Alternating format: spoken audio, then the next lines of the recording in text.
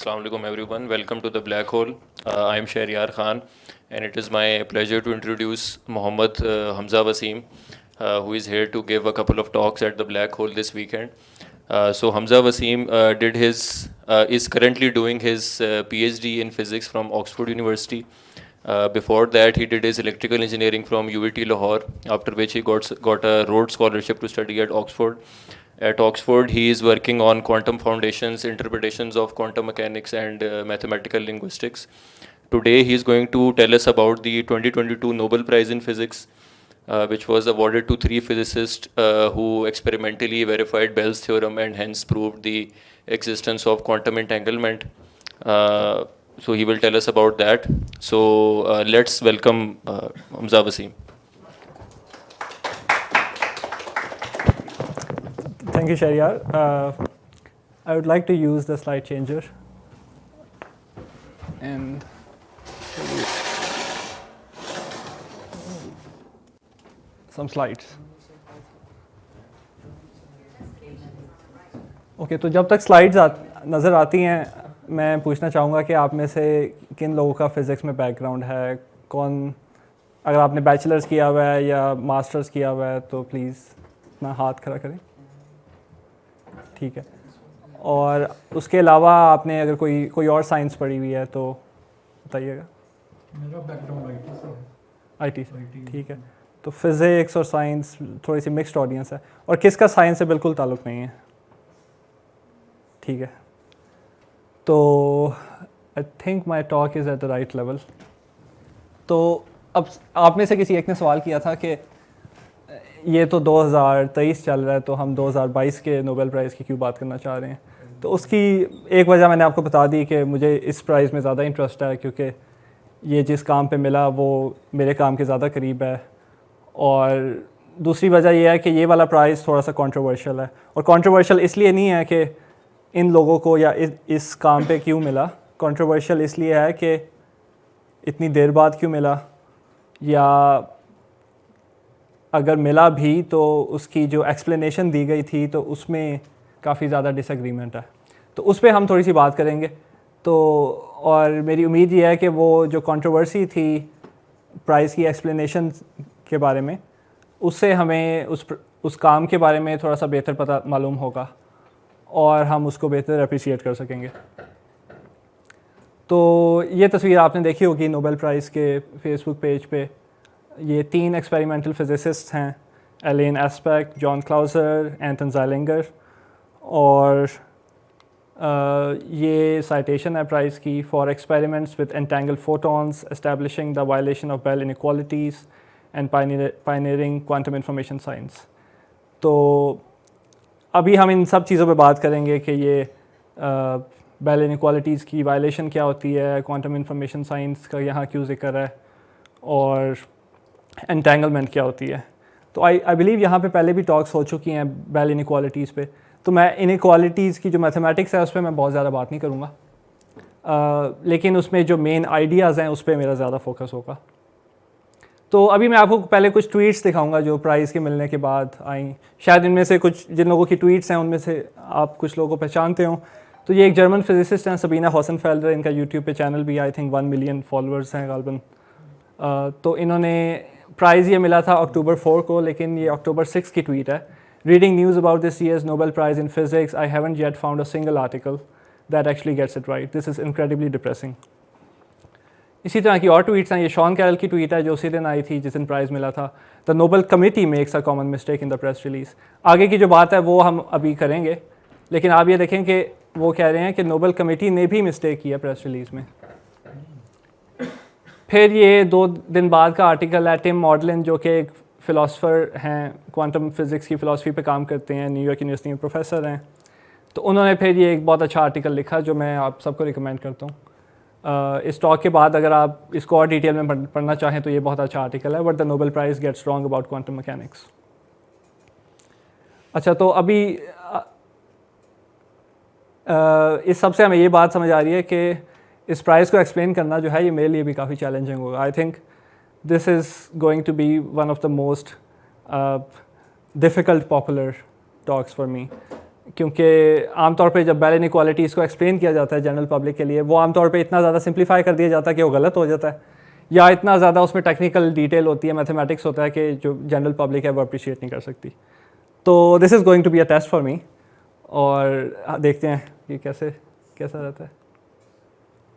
अच्छा, अब 1935, अब नोबेल प्राइज़ तो ये मिला 2022 में, लेकिन ये कहानी जो है ये सारे प्राइज़ की वो एटलीस्ट 1935 से शुरू होती है, एटलीस्ट, क्योंकि मतलब आप ये क्लेम कर सकते हैं कि नहीं 1900 से शुरू होती है जब क्वांटम मैकेनिक्स आई, लेकिन जो मेन ये जो प्रॉब्लम है एंटेंगलमेंट की, या ये जो कॉन्सेप्ट था जब लोगों ने रिकॉग्नाइज़ करना शुरू किया, वो 1935 था। तो 1935 में अर्विन श्रोडिंगर, जो कि श्रोडिंगर्स कैट के थॉट एक्सपेरिमेंट की वजह से जाने जाते हैं, या श्रोडिंगर्स इक्वेशन, उन्होंने एक और पेपर भी लिखा। उनका जो कैट वाला पेपर था वो भी 1935 में था, लेकिन एक और उसी साल उन्होंने पेपर लिखा जिसमें उन्होंने, ये उसका पहला पैराग्राफ ही है एक्चुअली पेपर का, तो जिसमें बेसिकली, अब ये पूरा मैं नहीं पढ़ूंगा, मैं समराइज़ करते चलूँ कि बेसिकली उसमें ये कह रहे हैं कि एंटेंगलमेंट ही वो चीज़ है जो क्वांटम मैकेनिक्स को क्लासिकल मैकेनिक्स से डिफरेंट बनाती है। So I would not call that one, but rather the characteristic trait of quantum mechanics, the one that enforces its entire departure from classical lines of thought. आमतौर पे जब quantum mechanics के बारे में बात की जाती है तो सुपरपोजिशन पे बहुत ज़्यादा फोकस किया जाता है। आई थिंक रिचर्ड फाइनमैन की एक कोटेशन है कि सारी जो मिस्ट्री है क्वांटम मैकेनिक्स की वो सुपरपोजिशन के अंदर है। तो उसके मुकाबले में आप, ये एक और पर्सपेक्टिव है कि जो सारी मिस्ट्री है, जो सारा जो उसमें डिफ़िकल्टी है, वो यहाँ से शुरू होती है। तो अभी हम इसकी इम्प्लीकेशंस देखते हैं। अच्छा, उसी साल 1935 apparently was a very interesting year. एक श्रोडिंगर्स कैट वाला पेपर है, एंटेंगलमेंट वाला पेपर है, और ये पेपर है can quantum mechanical description of physical reality be considered complete. तो ये तीन लोगों ने लिखा था, एल्बर्ट आइंस्टाइन, पोडोल्स्की, रोजन, और I believe this is this is probably the most highly cited paper of Einstein right now. जब ये लिखा गया था तब इतना ज़्यादा, उसके कुछ सालों तक भी इतना ज़्यादा इसकी साइटेशंस नहीं थी, लेकिन अब इसकी साइटेशंस बहुत ज़्यादा हैं, विच ऑल्सो शोज़ कि ये अब इसको अप्रिसिएट किया जा रहा है। अच्छा, तो इस पेपर को EPR पेपर भी कहते हैं, क्योंकि देखें आइंस्टाइन का EPR, और इस पेपर का जो आर्ग्यूमेंट है वो मैं अब समराइज़ करने की कोशिश करता हूँ। अच्छा, इससे पहले कि मैं इस पर बात शुरू करूँ, अभी तक कोई कन्फ्यूजन है, कुछ आप पूछना चाह रहे हैं तो सवाल करें। और जनरली मुझे, I don't like giving talks जिसमें सिर्फ मैं बोल रहा हूँ, तो प्लीज़ इंटरप्ट मी अगर कोई चीज़ आपको कंफ्यूजिंग लगती है। अच्छा, अब इस पेपर का जो ताल्लुक़ है, अब मैं चाहूँगा कि ये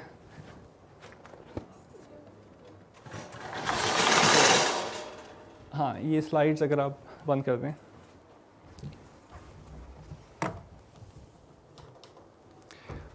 अच्छा, ये वैसे तो एक आर्टिस्टिक रिप्रेजेंटेशन है जी, थैंक यू। अच्छा, ये यहाँ पे आई थिंक हमारे कोई आर्टिस्ट इन रेजिडेंस हैं जिन्होंने बनाई है। तो एंटेंगलमेंट में basically at least you need two particles, और वो टू पार्टिकल्स की जो है किसी इंटरेक्शन की वजह से, या उनका सोर्स एक हो सकता है। मैं इस आर्ट को अब थोड़ा सा ख़राब करूँगा। लेट्स से यहाँ पे एक सोर्स है, इस सोर्स ने दो पार्टिकल प्रोड्यूस किए हैं, ठीक है, और ये पार्टिकल्स जो हैं they have some very strong correlations. दूसरे लफ्ज़ों में ये एंटेंगल्ड हैं, इनका कोई ख़ास ताल्लुक़ है, और ये फासला जो इन दो पार्टिकल्स के बीच में है वो बहुत आर्बिट्ररी है, it can be a very very long distance. अब सवाल जो EPR ने पूछा वो ये था कि क्या क्वांटम मैकेनिक्स जो है वो रियलिटी की कंप्लीट डिस्क्रिप्शन देती है या नहीं देती। तो इसमें अब जो 2-3 टर्म्स हैं उस पर बात करनी चाहिए। पहले तो बात है कि कंप्लीट का क्या मतलब है।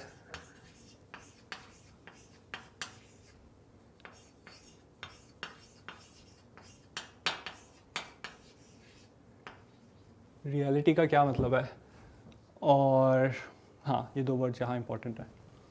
अच्छा, कोई भी फ़िज़िकल थियरी, अब ये पेपर इस तरह से शुरू होता है कि कोई भी फ़िज़िकल थियरी जो है अगर वो कंप्लीटनेस का दावा करती है तो उसमें कोई भी एलिमेंट, उस थियरी का कोई भी जो पार्ट है ना, यानी उस थियरी में कोई वेरिएबल हो सकता है, तो it should correspond to something that is real, that is out there in reality. ठीक है, एक बात ये। तो ये हो गई बात कि अगर एक थियरी कंप्लीट है तो उसके अंदर जितने भी कंपोनेंट्स हैं वो रियलिटी के साथ कोरिस्पॉन्ड कर रहे हैं। फिर बात है कि रियलिटी क्या है। कोई चीज़ रियल, कोई एंटिटी या कोई चीज़ रियल तब है जब हम उसे प्रिडिक्ट कर सकें विदाउट डिस्टर्बिंग इट। ठीक है, ये उनकी डेफिनेशन है रियलिटी की, कि डिस्टर्ब किए बगैर अगर आपकी थियरी उस चीज़ को प्रिडिक्ट कर सकती है तो वो रियल है। ठीक है, एक अच्छा, डिस्टर्बेंस से क्या मुराद? डिस्टर्बेंस से मुराद आप कह लें कि जिसकी वजह से उसकी वैल्यू चेंज हो जाए। ओके, ओरिजिनल जो वैल्यूज ऑलरेडी सेट है वो अगर चेंज होती है। हाँ, अगर आपने मेजरमेंट किया है ओके, तो उससे वो वैल्यू चेंज हो रही है, जो कि आपकी प्रेडिक्शन थी उससे चेंज हो गई है, तो फिर वो रियल नहीं है। ठीक है, अच्छा, अब एक इसको थोड़ा सा एक्सप्लेन करने के लिए अब मैं एक एग्जांपल लेता हूँ। ठीक है, पोजीशन और मोमेंटम। ठीक है, हमें से जो लोग फिज़िक्स पढ़ते हैं उस हमें पता है कि पोजीशन और मोमेंटम जो है वो हम साइमल्टेनियसली नहीं मालूम कर सकते। ठीक है, अगर आप पोजीशन मालूम कर लें तो जो मोमेंटम है वो अनसर्टेन हो जाता है। ठीक है, मोमेंटम अगर मालूम कर लें तो पोजीशन अनसर्टेन हो जाती है। ठीक है, तो लेट से आपके पास एक पार्टिकल था, अभी आप दूसरे पार्टिकल को भूल जाएं, लेट से आपके पास एक पार्टिकल है, उसकी आपने पोजीशन मालूम कर ली है। ठीक है, अगर आपने पोजीशन मालूम कर ली है तो अब उसके मोमेंटम की कोई सर्टेन वैल्यू नहीं है जो आप प्रेडिक्ट कर सकें। आप ये बता सकते हैं कि इस रेंज के अंदर मोमेंटम लाई करेगा। ठीक है, आप ये नहीं बता सकते कि ये एग्जैक्ट वैल्यू होगी। ठीक है, तो अगर आप ये क्लेम करें कि पोजीशन जो है वो हम ने प्रिडिक्ट कर ली है और मेजरमेंट हमारी पोजीशन के मुताबिक आ गई है, तो मोमेंटम जो है वो हम विद सर्टेनिटी नहीं प्रिडिक्ट कर सकते। ठीक है, तो जो मैंने आपको रियलिटी की बताई थी डेफिनेशन, उसके मुताबिक मोमेंटम जो है वो रियल नहीं है। ठीक है, रियलिटी की अभी जो हमारे जहन में जो डेफिनेशन होती है रियलिटी की वो तो होती है, मैं जो उस आर्टिकल में रियलिटी की डेफिनेशन थी मैं उसको एक्सप्लेन करने की कोशिश कर रहा हूँ कि किसी चीज़ की रियलिटी जो है वो तब एग्जिस्ट करती है जब आप उसे अपनी थियरी को यूज़ करते हुए विदाउट डिस्टर्बिंग प्रिडिक्ट कर सकें कि ये एग्जैक्ट वैल्यू क्या होगी। ठीक है, इसमें वो जो रेंज आप ये क्वांटम मैकेनिक्स में आमतौर पे ये होता है ना कि आप बताते हैं कि ये रेंज है और इसमें से प्रोबेबिलिटी आप बताते हैं, प्रोबेबिलिटी डिस्ट्रीब्यूशन ये है। तो इसमें सर्टेनिटी की बात हो रही है कि विदाउट डिस्टर्बिंग आप सर्टेनिटी के साथ बता सकें कि ये वैल्यू एग्जिस्ट करती है। तो अगर आपने पोजीशन मालूम कर ली तो मोमेंटम अनसर्टेन हो गया, अगर आपने मोमेंटम मालूम कर लिया तो पोजीशन। ठीक है, तो इस सिचुएशन को देखते हुए हम एक कंक्लूजन ये एक इन्फ्रेंस निकालते हैं कि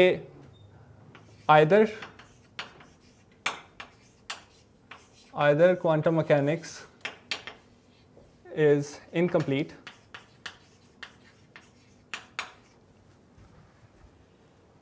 or the wave function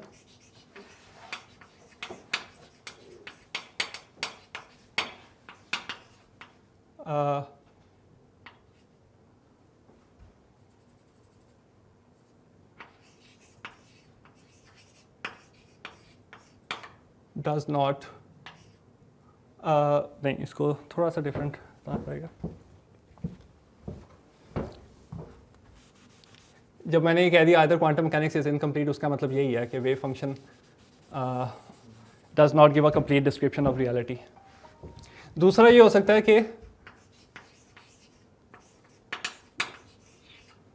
reality of position and momentum does not exist.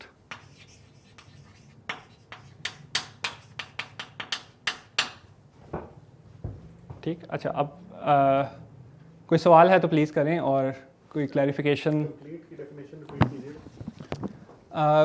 Complete की डेफिनेशन ये है कि आपकी थियोरी में जितने भी वेरिएबल्स हैं उसका रियलिटी से लिंक कोरिस्पोंडेंस होनी चाहिए।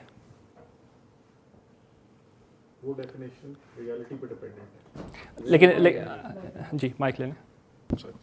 मतलब जो कंप्लीट होने की डेफिनेशन है that is also dependent on the second word we are defining.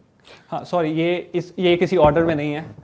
आप मतलब ये एक डेफिनेशन है, ये एक डेफिनेशन है। तो रियलिटी की डेफिनेशन मैंने आपको बताई, without disturbing if you can predict the value with certainty. And complete is के एक थियरी में जितने भी वेरिएबल्स हैं it should correspond to reality. Observable होने चाहिए, ये कह दो।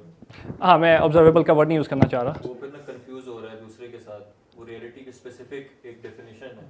ठीक है, वो वाली रियलिटी नहीं है जो आप सोच रहे हो। ठीक है। ऑब्जर्व हाँ, ऑब्जर्वेबल का मैं वर्ड नहीं यूज़ करना चाह रहा था। दूसरे लफ्ज़ों में आप ये देख लें कि क्वांटम मैकेनिक्स में जो भी चीज़ हम मालूम कर सकते हैं ये रियलिटी का ताल्लुक उसके साथ है सिर्फ। ठीक है, अच्छा अब इस सिचुएशन से हमें ये पता लग रहा है कि ये दोनों चीज़ें जो है ना ये हम प्रिडिक्ट नहीं कर पा रहे, है ना। तो इससे ये या तो ये पता लगता है कि या तो क्वांटम मैकेनिक्स इनकम्प्लीट है क्योंकि ये दोनों चीज़ें विद सर्टेनिटी नहीं बता पा रहे हम। दूसरी बात ये है कि जो कि थोड़ी सी रेडिकल बात है कि रियलिटी, इन दोनों की रियलिटी एक टाइम पे एग्जिस्ट नहीं करती। क्योंकि देखें अब ये क्वांटम मैकेनिक्स की जो बात हो रही है ये आज की क्वांटम मैकेनिक्स की बात नहीं हो रही है। ऑर्थोडॉक्स क्वांटम मैकेनिक्स जो कि जिसको कोपेनहेगन इंटरप्रिटेशन भी कहते हैं, और उसमें ये होता है कि मेजरमेंट से पहले रियलिटी एग्जिस्ट नहीं करती अकॉर्डिंग टू बोर। मतलब पहली बात ये एपिस्टेमोलॉजिकल बात है, दूसरी बात पहली बात एपिस्टेमोलॉजिकल बात है, दूसरी बात ओंटोलॉजिकल बात है। पहली में ये है कि हमारे पास नॉलेज नहीं है लेकिन वो चीज़ रियल में हो सकती है, बस हम मालूम नहीं कर सकते उसे। और दूसरे में ये है कि वो चीज़ है ही नहीं सिरे से जब तक हम उसे ऑब्जर्व ना कर जी लें। जी, that is a very good Ontological description. बात। हाँ, ये बहुत अच्छी डिस्क्रिप्शन है इसकी। जी किसी ने कोई सवाल? जी ठीक है, अच्छा चलें, ये तो अभी एक पार्टिकल की बात हुई ना। अब this is you can say the first half of the argument of EPR paper. तो इसको हम क्या देते हैं, let's say this is result A। अच्छा, इसके बाद फिर अब जब दो पार्टिकल्स की बात आई है फिर हम अब हम अज्यूम कर लेते हैं कि क्वांटम मैकेनिक्स इज कंप्लीट। ठीक है, now assume QM is complete. अच्छा, अब क्या है, अब देखें, अब ये दो पार्टिकल्स एंटेंगल्ड हैं। एंटेंगल्ड होने का मतलब ये है कि इसका अगर हम पोजीशन मालूम करेंगे तो हमें इसकी पोजीशन पता लग जाएगी, अगर इसकी मोमेंटम मालूम करेंगे तो इसका पता लग जाएगा।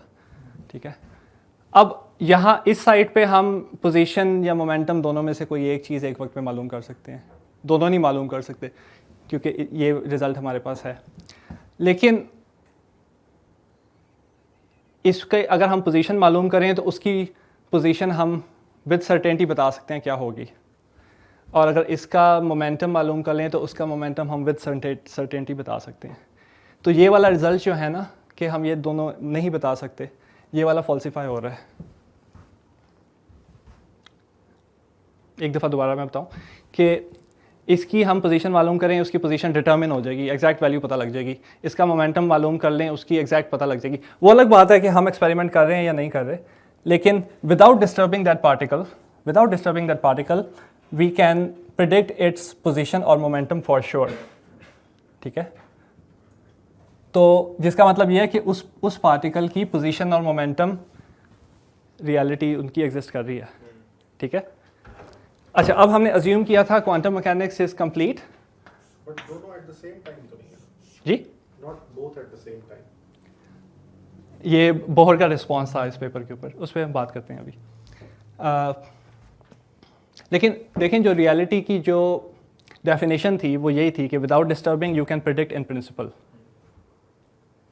ठीक है, वो उसमें ये नहीं है कि आप एग्जैक्ट मेजरमेंट कर रहे हैं या नहीं कर रहे, आपने करनी होगी तो आप कर लेंगे, लेकिन दिस इज यहाँ पे एक था कि हम काउंटर फैक्चुअल टाइप स्टेटमेंट दे रहे हैं कि अगर हमने वो मालूम कर लिया तो वो पता लग जाएगा इन प्रिंसिपल, राइट? अभी हम मेजरमेंट कर नहीं रहे।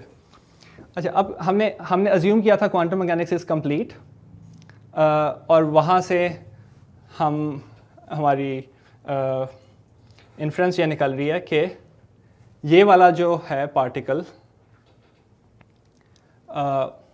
इसकी रियलिटी जो है पोजीशन एंड मोमेंटम एग्जिस्ट, ठीक है?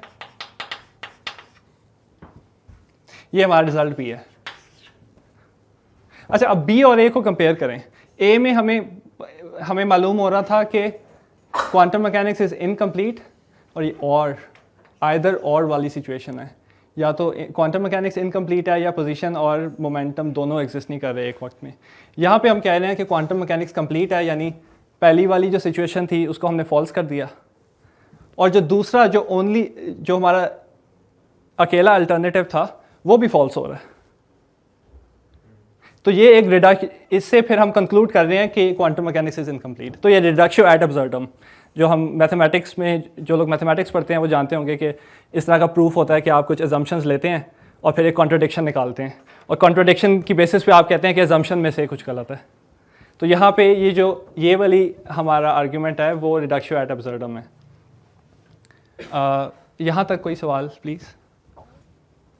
सॉरी, ये मुझे लगता है ज़्यादा लेक्चर फील हो रहा है। अच्छा, अब ये इन दो आर्ग्यूमेंट्स की बेसिस पे EPR कंक्लूड करते हैं कि quantum mechanics must be incomplete, ठीक है? क्योंकि यही अजम्पशन थी रिडक्शन एड अब्सर्डम वाली, ये फॉल्स है, and therefore it should be possible to complete quantum mechanics through adding some new variables।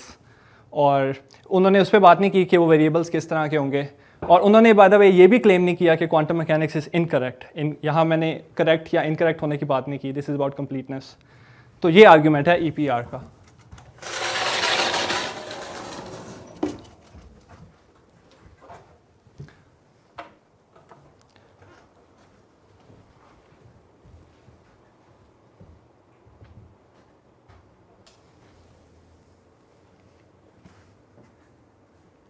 ये एब्स्ट्रैक्ट में भी बाय द वे वही चीज़ लिखी हुई है। अच्छा, इस पेपर के बारे में एक इंटरेस्टिंग बात कि देखें, ये पेपर छपा है May 15, 1935, और ये न्यूयॉर्क टाइम्स का आर्टिकल है, ये छपा है May 4, 1935। तो ये this is just a trivia कि ये पेपर छपने से पहले इनमें से किसी एक ऑथर ने, आइंस्टाइन तो नहीं लेकिन बाकी दोनों में से किसी ने वो लीक कर दिया था कि ये हम लिखने जा रहे हैं। तो ये एक बड़ी सी हेडलाइन थी, आइंस्टाइन अटैक्स क्वांटम थ्योरी, और लेकिन इसमें भी वही बात लिखी हुई है कि it is not complete even though correct, and it also says that they believe a whole description of the physical reality can be provided eventually. Einstein was not happy with this for two reasons. एक तो ये कि अखबार में क्यों किसी ने leak कर दिया, मतलब देखें, जर्नल्स, एक साइंटिफिक डिबेट है तो पहले जर्नल्स में होनी चाहिए, फिर पब्लिक डिस्कोर्स में आनी चाहिए। लेकिन दूसरी वजह ये थी कि Einstein was not happy with how this paper was worded. उसकी बात मैं अभी बताऊंगा क्योंकि वो हमारे आर्ग्यूमेंट के लिए बहुत इंपॉर्टेंट है। वो अभी मैं एक दो बातों के बाद। अच्छा, ये इस तरह की सिचुएशन होती है, मैंने इस तरह की डायग्राम ड्रॉ करने की कोशिश की थी। सोर्स है और दो पार्टीज़ हैं, जितना मर्ज़ी फासला हो सकता है इन दोनों में। अच्छा, तो जब ये बात हो गई कि क्वांटम मैकेनिक्स इनकम्प्लीट है, तो फिर आपने अभी कहा था कि वो दोनों एक टाइम पे नहीं हो सकते। तो नील्स बोर का भी यही रिस्पांस था। 1935 में he wrote an article with the same title, वो आइंस्टाइन वाला आर्टिकल ही था, टाइटल ही था, लेकिन इसी तरह का आर्ग्यूमेंट दिया कि एक एग्जिस्ट करेगा दूसरा नहीं करेगा। और लेकिन अगेन उस टाइम पे जो बाकी कम्युनिटी थी, श्रोडिंगर के अलावा जो बाकी कम्युनिटी थी, हाइजनबर्ग वगैरह, उन्होंने इस पे ज़्यादा ध्यान नहीं दिया। उन्होंने कहा कि ये तो फ़िलोसॉफिकल डिबेट्स हैं और हम we should focus on the physics. फिर 1952 में डेविड बोम है, इन्होंने क्वांटम मैकेनिक्स की एक इंटरप्रिटेशन पे काम किया, जिसमें वो एडिशनल वेरिएबल्स भी थे जो कि आइंस्टाइन EPR वाले पेपर में उन्होंने कहा था कि होने चाहिए। वो एडिशनल वेरिएबल्स भी थे और उसकी प्रेडिक्शंस भी वही वाली थी जो कि क्वांटम मैकेनिक्स की थी। तो वो आप कह सकते हैं कि that was a complete theory and that was deterministic as well. उसमें वो जो इनडिटर्मिनिज्म है वो भी नहीं था, यानी आप एग्जैक्टली प्रेडिक्ट कर सकते हैं पार्टिकल की ट्रेजेक्ट्री। लेकिन डेविड बॉम को लगा कि ये आइंस्टाइन को ये बहुत पसंद आएगा ये आर्टिकल। 1952 में 2 आर्टिकल्स थे, तो डेविड बॉम ने आइंस्टाइन को दिखाया, but Einstein was still unhappy. और उसकी वजह ये थी कि जो कि बाद में आइंस्टाइन ने क्लैरिफाई भी किया था कि जो उसका इशू था क्वांटम मैकेनिक्स के साथ, वो ये नहीं था कि इसमें इनडिटर्मिनिज्म को ख़त्म किया जाए। शुरू में था लेकिन वो ख़त्म हो गया, but that was not his main issue. His main issue was something called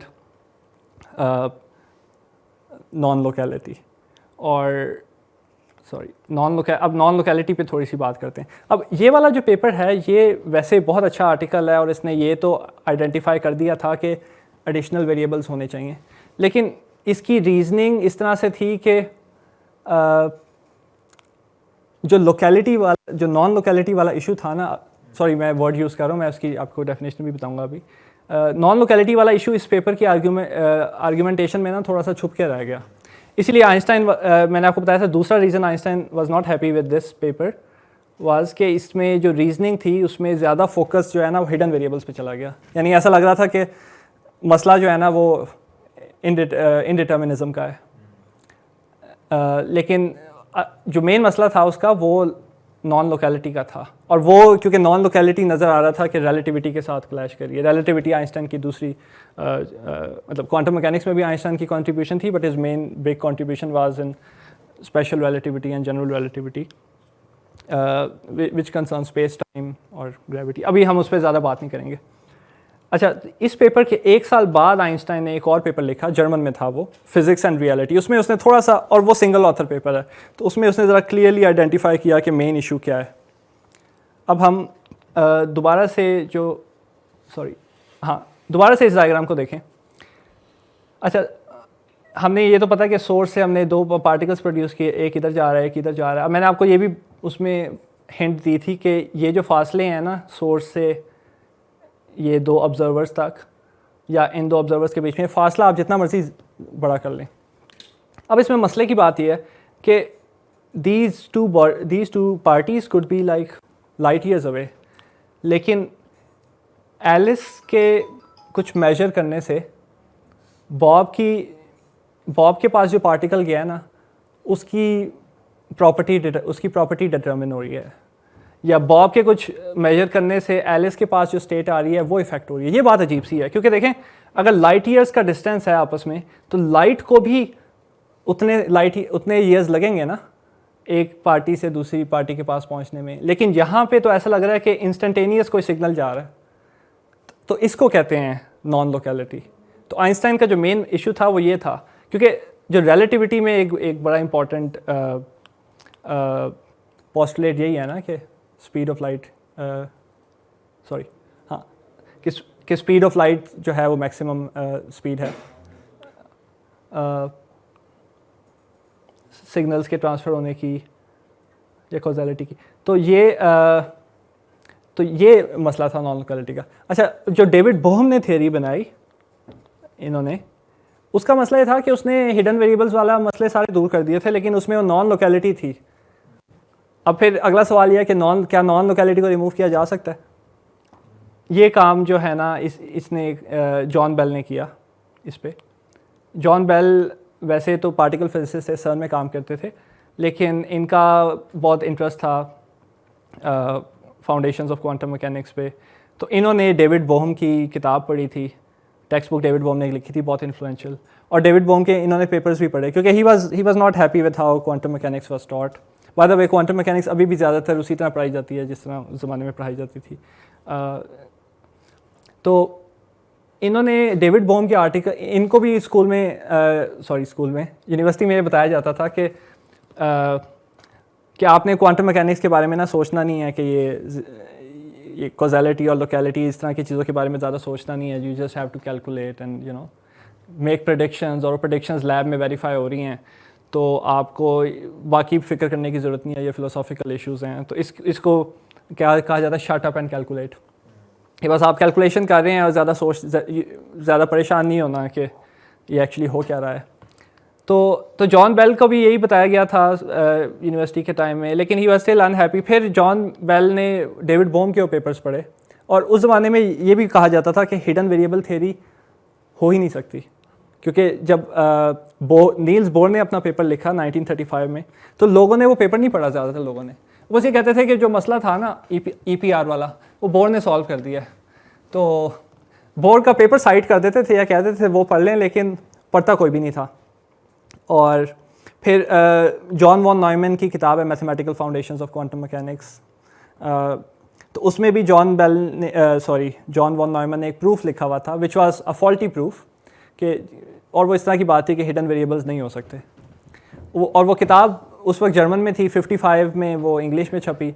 वो किताब में भी वो जो प्रूफ में जो मिस्टेक थी वो भी कोई स्पॉट नहीं करता था, बस लोग कहते थे कि बस वॉन नॉयमन ने वो मसला हल कर लिया। एक German physicist ग्रेटे Harman, female physicist, उन्होंने ये आइडेंटिफाई किया था, लेकिन किसी ने बात नहीं सुनी। एनीवे, तो जब जॉन बेल ने वो डेविड बोहम के पेपर्स पढ़े, तो जॉन बेल ने कहा कि that was a kind of a revelation for me, कि मतलब मुझे बताया जा रहा था कि ये हो ही नहीं सकता, ये मैथमेटिकली प्रूवन है कि हिडन वेरिएबल्स हो ही नहीं सकते, लेकिन वो हिडन वेरिएबल थ्योरी थी और वो प्रेडिक्शंस भी उसकी ठीक हैं। फिर जॉन बेल ने दोबारा वो वॉन नॉयमन का प्रूफ देखा, उसमें से गलती स्पॉट की। फिर जॉन बेल के ज़हन में वो सवाल भी था ना कि नॉन लोकेलिटी जो है, कि दो पार्टिकल्स बहुत दूर हैं लेकिन आपस में समहाउ कम्युनिकेट कर रहे हैं apparently faster than speed of light, ये इसको कैसे हल किया जाए।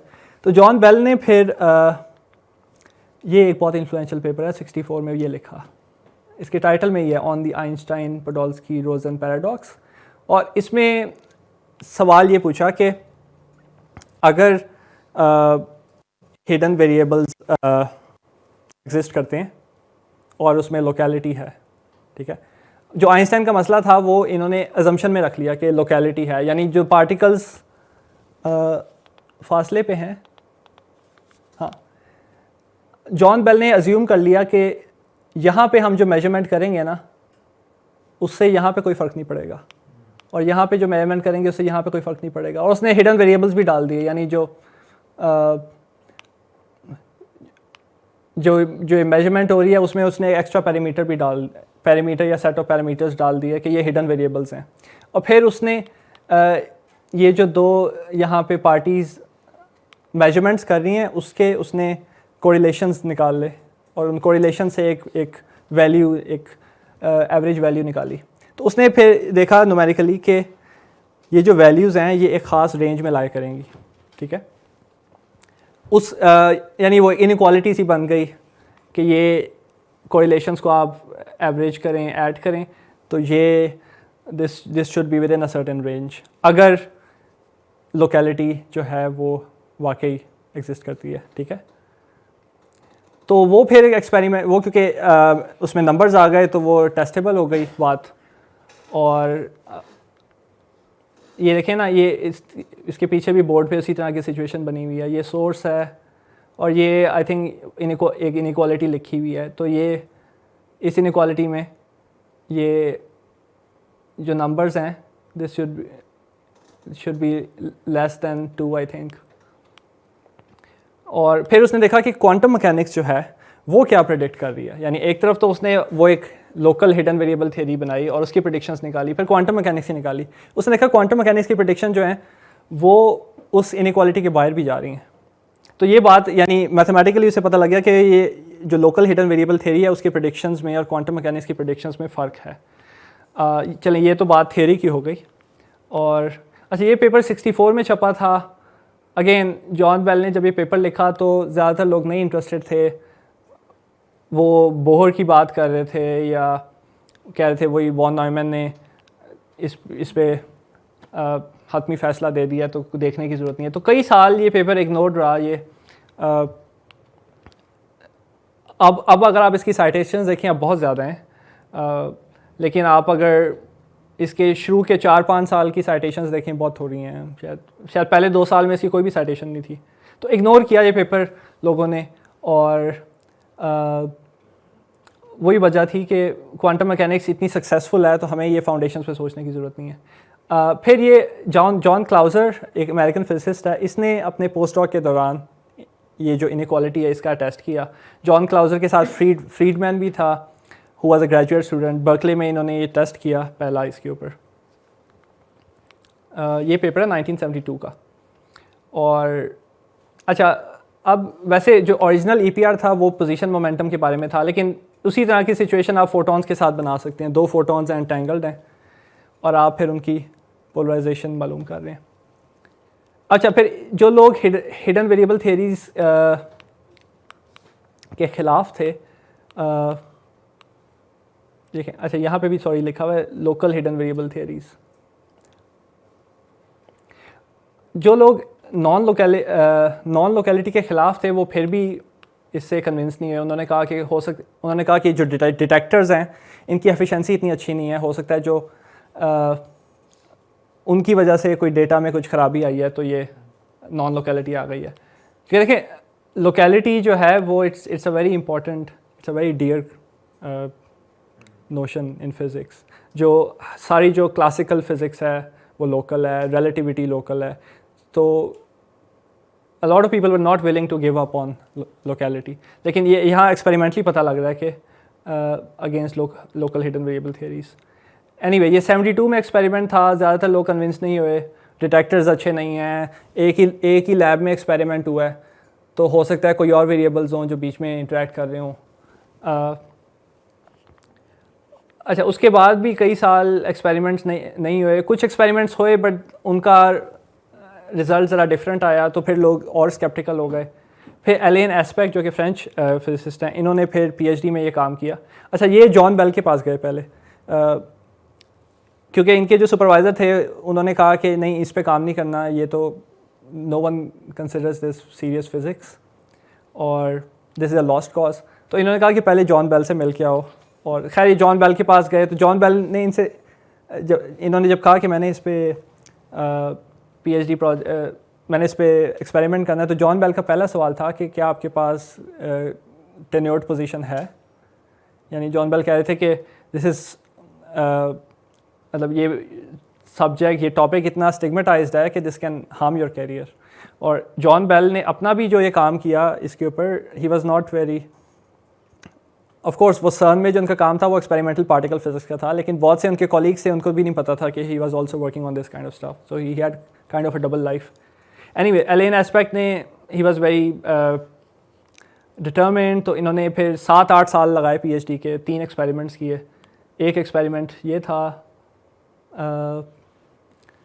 अगेन, लेकिन अब ये देखें, ये पेपर 1981 का है, तब तक डिटेक्टर्स और इम्प्रूव हो गए थे, एंटेंगल फोटॉन्स के सोर्सेज और इम्प्रूव हो गए थे। तो this was considered like a more serious और कन्विंसिंग एक्सपेरिमेंट। फिर भी जो लोग लोकेलिटी चाहते थे उन्होंने कहा नहीं, अभी ये वाले लूप होल भी हैं। एनीवे, तो आहिस्ता आहिस्ता एक्सपेरिमेंट्स होते गए और लूप होल्स क्लोज हुए। फिर ये ज़ाइलेंगर जो कि ऑस्ट्रियन हैं, इन्होंने फिर एक्सपेरिमेंट शुरू किए, इन्होंने और लूप होल्स क्लोज किए। लेकिन इनका मेरा ख्याल है जो सबसे इम्पॉर्टेंट एक्सपेरिमेंट था या बेल्स थ्योरम की एक शक्ल थी, वो था बेल्स थ्योरम विदाउट इनइक्वालिटीज़। क्योंकि जो पिछले वाले जो टेस्ट थे उसमें फिर इस तरह के आर्ग्यूमेंट्स भी आ रहे थे कि स्टैटिस्टिक, क्योंकि रिजल्ट स्टैटिस्टिकल हैं इसलिए कुछ इशू है स्टैटिस्टिक्स की वजह से। तो they should be like a test जिसमें या तो एक जवाब आए या ऑपोजिट जवाब आए, रेंज में ना हो, तो फजीनेस कम हो। तो ये इन्होंने फिर 3 पार्टिकल्स को एंटेंगल करके, यानी ये सोर्स है, ये 3 पार्टिकल्स प्रोड्यूस कर रहा है। ये आपको लग रहा होगा कि 6 हैं, लेकिन ये एक ही है। ये आप समझ लें, एक मेजरमेंट ये हो रही है, एक ये हो रही है। ये इसको कहते हैं GHZ स्टेट,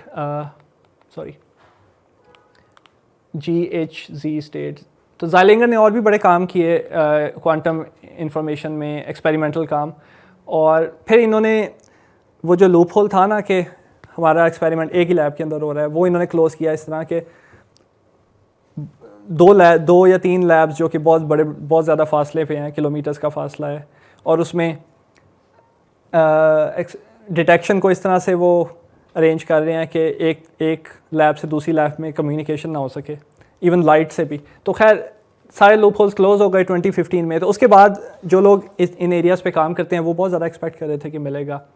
उसके बाद भी 8 साल के बाद 7-8 साल के बाद मिला प्राइस। लेकिन अब सवाल ये है कि इतने अरसे बाद क्यों? जो पहले वाले एक्सपेरिमेंट्स थे, ठीक है, एक आर्गुमेंट तो ये है कि नोबेल कमेटी जो है वो कहती है कि सारे कोई शक नहीं होना चाहिए उसमें एक्सपेरिमेंटल प्रूफ हो उस थ्योरी का। और लेकिन अगर आप जो पुराने वाले देखें तो वो ये वाले, मतलब आप समझ लें कि एस्पेक्ट को गालबन इस पेपर पे मिला है प्राइस, और जो क्लाउजर है उसका तो उससे भी पीछे है। उप्स, ये देखें 72 का पेपर है, इसको गालबन 50 इयर्स बाद जाके प्राइज़ मिला। तो उसकी वजह एक ये है कि क्वांटम कंप्यूटिंग और क्वांटम इंफॉर्मेशन का राइज, टेक्नोलॉजी, ये एंटेंगलमेंट, ये जो एंटेंगल्ड पार्टिकल्स हैं इसको आप यूज़ कर सकते हैं क्रिप्टोग्राफी में, क्वांटम कंप्यूटिंग में, और इसकी अब एप्लीकेशंस बैंकिंग और इस तरह की चीज़ों में भी हैं, सिक्योरिटी में। तो क्वांटम कंप्यूटिंग की वजह से क्वांटम फाउंडेशंस को जो है काफ़ी ज़्यादा स्पॉटलाइट मिली है। और अब हम अगर आप दोबारा से वो जो साइटेशन थी उसको देखें। अच्छा, यहाँ पे पायनियरिंग क्वांटम इंफॉर्मेशन साइंस, ये गलत नहीं है। मतलब आजकल क्वांटम इंफॉर्मेशन साइंस या क्वांटम, जिसमें क्वांटम कंप्यूटिंग, क्रिप्टोग्राफी और चीज़ें भी आती हैं, लेकिन I think it's better to say that this is a prize for quantum foundations of quantum mechanics. और अब इस एरिया को थोड़ी सी लेजिटिमेसी मिली है।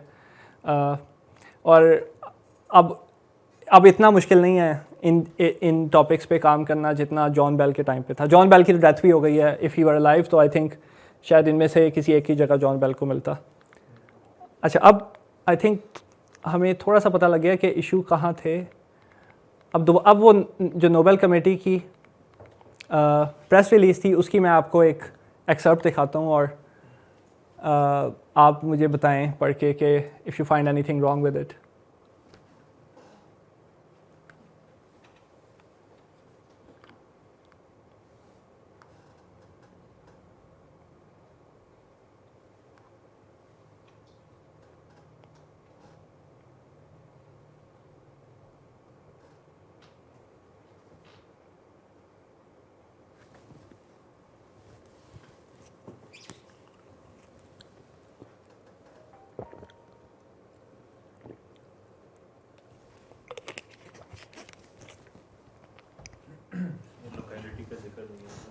जी,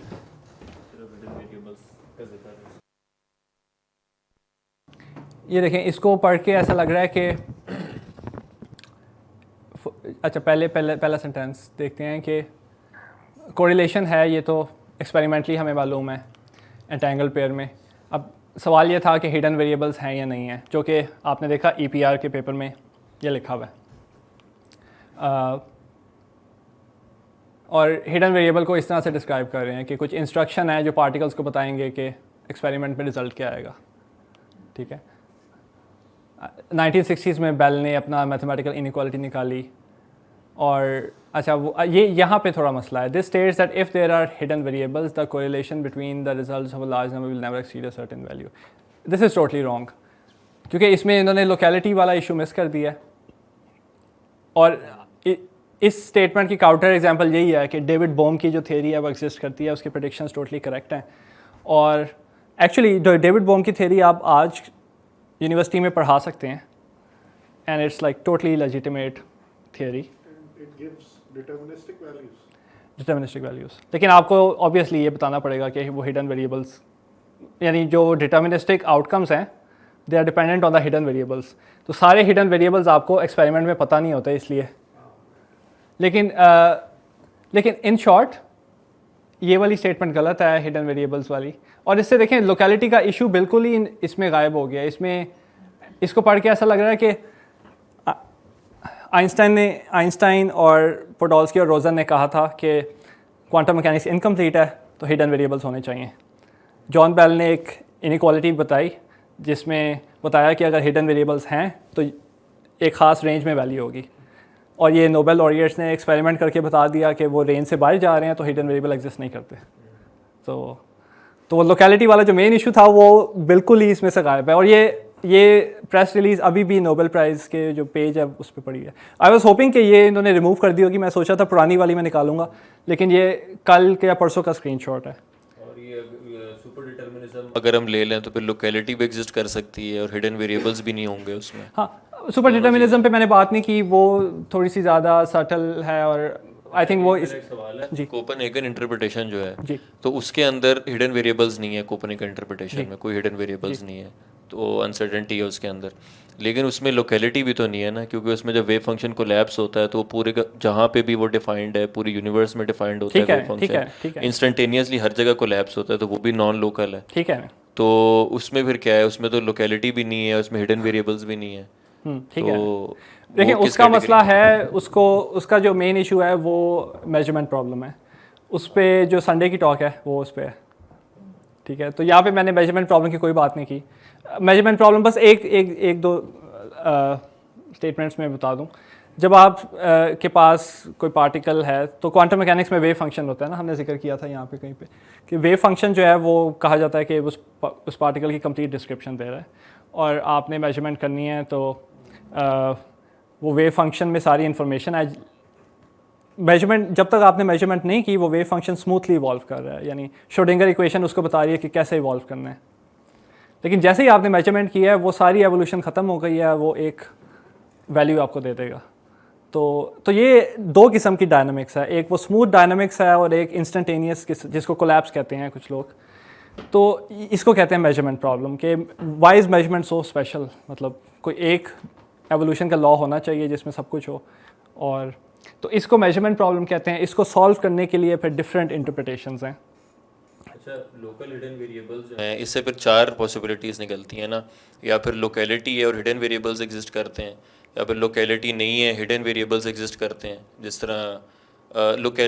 तरह उसमें अपनी बोहम की थ्योरी में एक है कि लोकेलिटी एग्जिस्ट करती हिडन वेरिएबल नहीं एग्जिस्ट करते, और एक ये कि लोकेलिटी नहीं एग्जिस्ट करती हिडन वेरिएबल्स भी नहीं एग्जिस्ट करते। ये कोपेनहेगन हो जाएगा कि लोकेलिटी भी नहीं है हिडन वेरिएबल्स भी नहीं है, तो है तो सही, क्योंकि सिर्फ लोकल हिडन वेरिएबल्स वाली बात है वो गलत है, लेकिन जो बाकी तीन पॉसिबिलिटीज़ हैं पॉसिबल हो सकती हैं। लोकेलिटी नहीं है हिडन वेरिएबल एग्जिस्ट करते हैं, बोहम की थ्योरी होगी। लोकेलिटी नहीं है हिडन वेरिएबल्स भी नहीं है, वो कोपेनहेगन होगी। लेकिन कोई ऐसी है जिसमें लोकेलिटी है और हिडन वेरिएबल्स नहीं है, ये कोई ऐसी थ्योरी है लोकेलिटी है और हिडन वेरिएबल्स नहीं है, ये भी पॉसिबल है ना इसमें? लोकेलिटी है और हिडन वेरिएबल्स नहीं है, हाँ। कौन सी है? Many worlds. लेकिन वो लोकेलिटी की डेफिनेशन को थोड़ा सा चेंज करते हैं, वो ये वाली डेफिनेशन नहीं होती। उस पर मैं कल थोड़ी सी बात करूँगा, लेकिन उसमें लोकेलिटी की डेफिनेशन ज़रा डिफरेंट है। अच्छा, हाँ, मतलब उसमें अगर आप सारे यूनिवर्सेस को देख रहे हैं तो फिर लोकल है, अगर आप एक यूनिवर्स के अंदर हैं फिर आपको नॉन लोकेलिटी नजर आएगी। अच्छा, इसलिए सॉरी स्लाइड चेंजर काम कर रहा है। ऑल्सो एक और मेरा क्वेश्चन था, अभी आपने बोला कि लाइक हम अगर मेजरमेंट को हम एक ऐसा स्पेशल प्रोसेस ट्रीट करते हैं, so it's not describe by some unitary evolution, तो हम कोई ऐसा वे है कि अभी तक किसी ने ऐसा काम किया है कि लाइक मे बी अगर आप इन्वायरमेंट के साथ क्यूबिट्स की इंट्रैक्शन देखें और उसकी यूनिटरी एवोल्यूशन अगर हम स्टडी करें, may be it's an emergent phenomena कि अगर आप यूनिवर्स के साथ जो इंटेंगल करके जो at the end state evolve हुई है वो जो है it's the same one if you like अगर आप यूनिटरी एवोल्यूशन से डिराइव कर पाते वो चीज़। सॉरी, आप सवाल रिपीट करोगे? हाँ, लाइक मेरा क्वेश्चन एसेंशियली ये कि लाइक अगर एक अगर मेजरमेंट का रिजल्ट जो हमने फाइनल स्टेट प्रेडिक्ट करनी है, क्या ये पॉसिबल है कि लाइक मे बी इन्वायरमेंट के जो इन्वायरमेंट है उसके साथ इंटेंगल होके वो चीज़ अभी भी क्वांटम मैकेनिक्स को फॉलो कर रही है, सो जो फाइनल स्टेट है वो यूनिटरी ऑपरेटर है but on the whole system, not just individual qubit itself. हाँ ये देखें, ये आप मैनी वर्ल्ड्स इंटरप्रिटेशन में भी इस्तेमाल कर सकते हैं. ऐसा हाँ तो लाइक इसमें मतलब आप देखो, आप इसमें अब जैसे विग्नर्स फ्रेंड पैराडॉक्स है, ठीक है, उसमें दो एजेंट्स हैं जो मेजरमेंट कर रहे हैं, ठीक है, तो एक के मुताबिक कोलैप्स हो गया, दूसरे के मुताबिक नहीं हुआ, अच्छा ठीक है. तो हाँ इस तरह की हैं.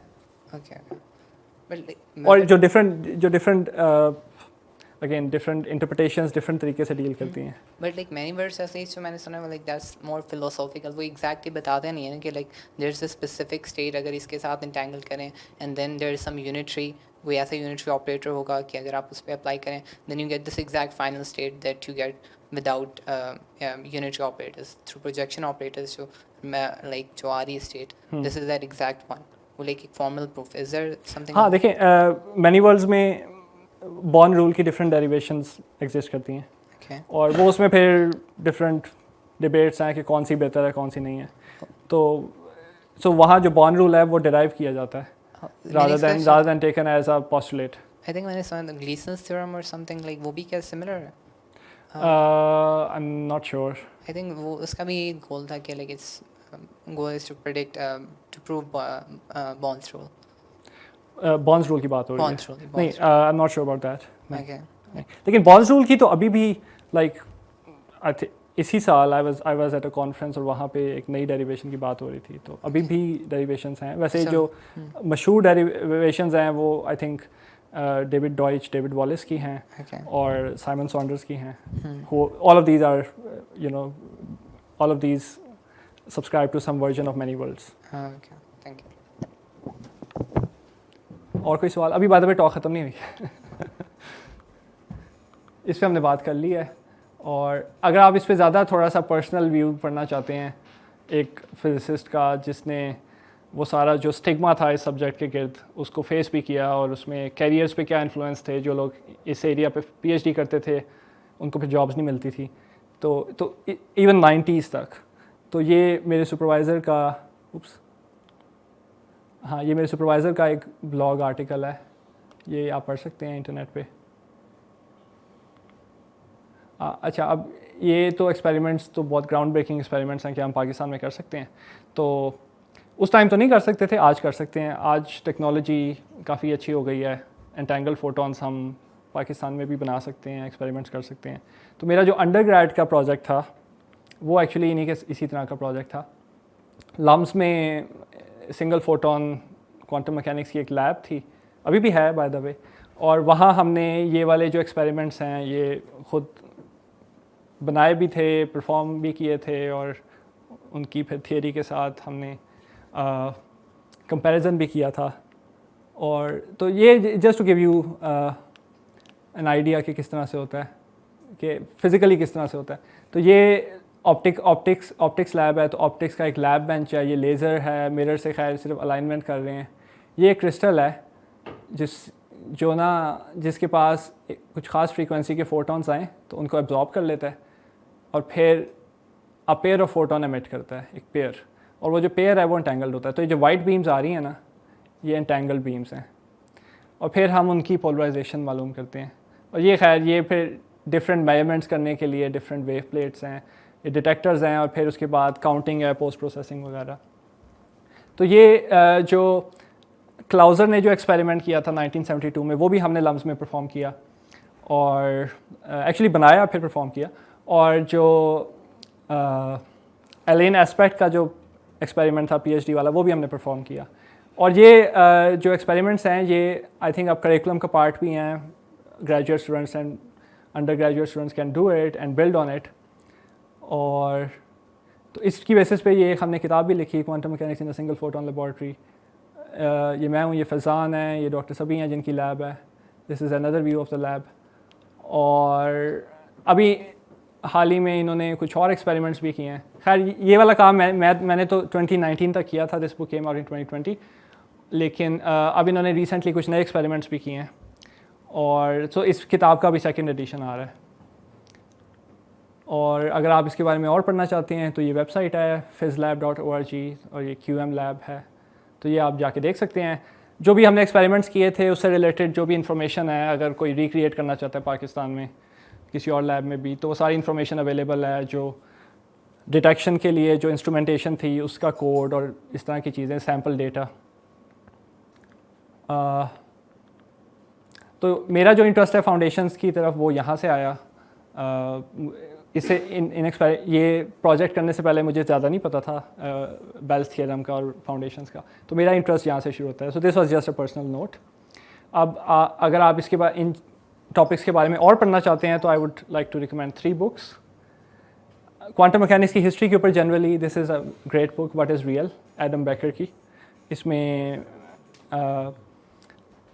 लेकिन इस बुक की इशू ये है कि ये इंटरप्रिटेशंस पे उतना ज़्यादा बात नहीं करती, या ये जो बेल्स थ्योरम है ठीक ठाक मतलब मुनासिब बात करती है, लेकिन अगर आप और ज़्यादा डिटेल में पढ़ना चाहते हैं, इसकी जो सोशल एस्पेक्ट था, जो पॉलिटिकल एस्पेक्ट था, उसके लिए ये किताब है, how the hippie saved physics. जैसा कि मैंने कहा कि बेल्स थ्योरम और इससे रिलेटेड काम इतना स्टिग्मेटाइज था कि अमेरिका में भी यूनिवर्सिटीज़ इसको डिस्करेज करती थी। तो ये वाला काम जो था, ये जो हिपी मूवमेंट थी यूएस में, उसमें जो लोग इंटरेस्टेड थे, वो LSD करते थे और इस तरह की चीज़ें, वो इस पे ज़्यादा डिस्कशन करते थे और उनके बाकायदा जर्नल्स होते थे अपने। और जॉन क्लाउजर जो कि नोबेल लॉरिएट है, he was part of this group. तो this is a very nice book. और अगर आप टेक्निकल पढ़ना चाहते हैं तो जॉन बेल के अपने पेपर्स का एक कलेक्शन है, this is a brilliant book.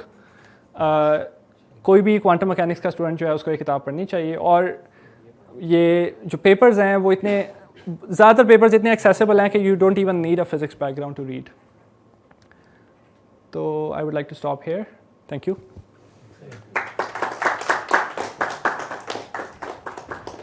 हाँ, किसी ने कोई और सवाल पूछना है तो प्लीज़ पूछें। यार मैनी वर्ल्ड्स को वेरीफाई करने का कोई तरीका है, मैनी वर्ल्ड्स इंटरप्रिटेशन को, या फिर एक ख्याली बात ही रहेगी हमेशा हमेशा के लिए? मैनी कोई वर्ड्स को तरीका है? वेरीफाई करने का मेरे नज़दीक तो कोई अभी तरीका नहीं है। अगर आप डेविड डॉयच से पूछें तो वो कहता है कि क्वांटम कंप्यूटर की एग्जिस्टेंस जो है वही प्रूफ है क्वांटम मैनी वर्ल्ड्स इंटरप्रिटेशन का। लेकिन मेरा ख्याल है ये सर्कुलर रीजनिंग है, क्योंकि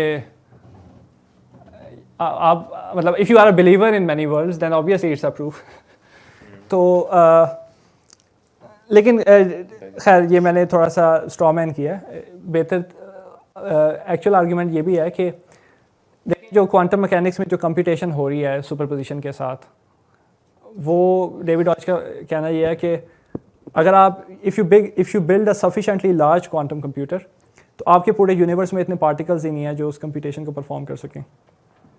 तो अगर वो बड़ा क्वांटम कंप्यूटर इतनी बड़ी कंप्यूटेशन कर ले जितने पार्टिकल्स आपके यूनिवर्स में एग्जिस्ट नहीं करते, सो दिस मीन्स दैट कि यू नो कि वो मैनी वर्ल्ड्स एग्जिस्ट करते हैं। तो ये आर्गुमेंट है जी। पार्टिकल्स का होना बहुत अच्छा सवाल है। पार्टिकल्स का होना इसलिए ज़रूरी है क्योंकि फॉर डेविड डॉयच कंप्यूटेशन जो है वो इट्स अ फिजिकल प्रोसेस। तो कंप्यूटेशन यानी फिजिक्स डिटरमिन्स कंप्यूटेशन। तो जो कंप्यूटेशन की जो लिमिट्स हैं ना वो फिजिक्स सेट करती है। और जो एक्चुअल जो क्वांटम कंप्यूटेशन का आइडिया था वो by the way David Deutsch road one of the very first papers. तो उसमें वो उसका आर्गुमेंट यही था कि ज़्यादातर जो कंप्यूटेशन पे लोग काम करते हैं दे अज्यूम क्लासिकल फिज़िक्स, लेकिन वो कह रहे this is not okay. If you really want to think about universal computation you should take quantum mechanics seriously, क्योंकि क्वांटम मैकेनिक्स एक ज़्यादा फंडामेंटल थियरी है।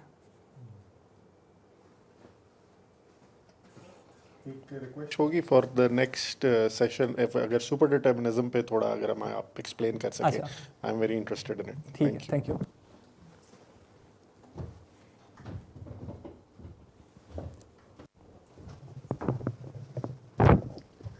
ये अभी एक्सपेरिमेंटल एविडेंस के बारे में बात हो रही थी मैनी वर्ल्ड प्रॉब्लम्स के वाले से, तो मैंने कहा कि एक चीज़ मेरे ज़हन में आ रही थी।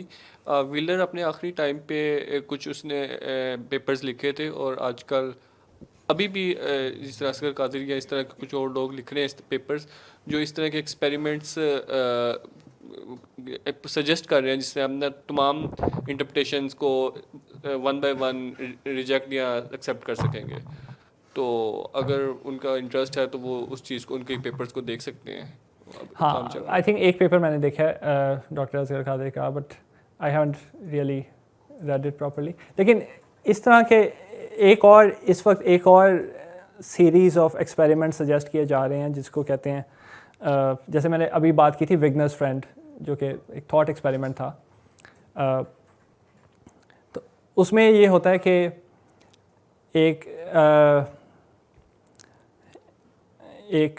एजेंट ने या एक ऑब्जर्वर ने, मतलब कोई भी इंसान है, उसने मेजरमेंट किया, लेकिन वो एक कमरे के अंदर है और वो कमरा जो है ना, वो उसकी कमरे से बाहर जो लोग हैं उनके साथ कोई इंटरेक्शन नहीं है, ठीक है, नहीं, कंप्लीटली आइसोलेटेड रूम।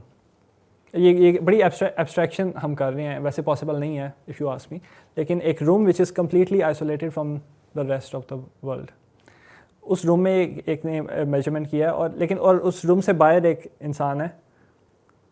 अब आप ये सवाल पूछ सकते हैं कि वो जो रूम के अंदर जिसने मेजरमेंट कर लिया है उसके लिए वेव फंक्शन क्या है और जो रूम के बाहर है उसके लिए क्या है। अब अगर आपने अज्यूम कर लिया कि कोई इंटरेक्शन नहीं है, तो जो रूम के अंदर है उसके लिए कोलैप्स हो गया, जो रूम के बाहर है उसके लिए कोलैप्स नहीं हुआ। इसको कहते हैं विग्नर्स फ्रेंड थॉट एक्सपेरिमेंट, ठीक है। विग्नर रूम के बाहर है और उसका दोस्त अंदर है और दोनों के लिए जो रियलिटी की डिस्क्रिप्शन है वो डिफरेंट है। तो हाउ इज़ इट पॉसिबल, ठीक है। अब इसको इस पैराडॉक्स को रिजॉल्व करने के लिए डिफरेंट इंटरप्रिटेशंस जो हैं वो डिफरेंट सॉल्यूशंस बताते हैं, डिफरेंट तरीके से इसको एक्सप्लेन करती हैं। अब ये तो खैर 60s का थॉट एक्सपेरिमेंट था, लेकिन अब इसको दोबारा से रिवाइव किया गया। अब एक विग्नर और एक फ्रेंड की बजाय 2 विग्नर और 2 फ्रेंड हैं। जैसे ये जो 2 पार्टिकल्स थे ना, एक विग्नर इधर है और एक उसका फ्रेंड है, और एक और इंसान है, उसको कोई और नाम दे दें, और उसका फ्रेंड है, और उनकी जो आपस में अब कोरिलेशंस देखी जा रही हैं। It is also Bell theorem kind of thing. और फिर उसमें एक और ट्विस्ट है। अभी इसमें हमने कोई रिलेटिविस्टिक फ्रेम्स की बात नहीं की, उसमें एक और ट्विस्ट है कि अगर आप डिफरेंट रिलेटिविस्टिक फ्रेम्स को देखें, अगर हम कोई ऐसा फ्रेम देख रहे हैं जिसमें लेट्स से ये हमारा कट है रिलेटिविस्टिक, तो यहाँ पे एक मेजरमेंट हो गई है, यहाँ पे नहीं हुई, और एक फ्रेम ये है जिसपे दोनों पे मेजरमेंट हो गई है, और एक फ्रेम ये है लेट्स से। तो अब उसमें फिर बहुत से अजीब से कंक्लूजन्स निकलते हैं। इस पे आप अभी रिसेंटली पेपर्स आए हैं, पढ़ भी सकते हैं।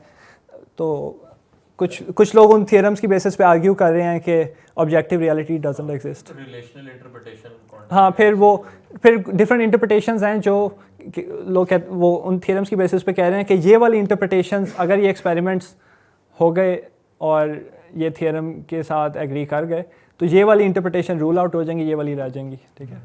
तो इस तरह के एक्सपेरिमेंट्स अभी सजेस्ट किए जा रहे हैं।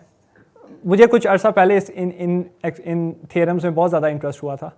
इनको लोकल फ्रेंडलीनेस थियरम भी कहते हैं बाय द वे, लेकिन पता नहीं, मुझे लगता है कि इनकी जो अजम्पशंस हैं दे आर टू स्ट्रॉन्ग। ये तो अभी, और दूसरा इस पे अभी भी बहुत ज़्यादा पोलराइजेशन है, मतलब कम्युनिटी में।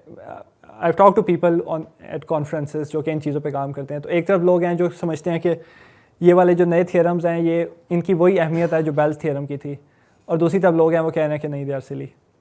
तो but it's a good thing, it's a good thing to have this kind of polarization at times.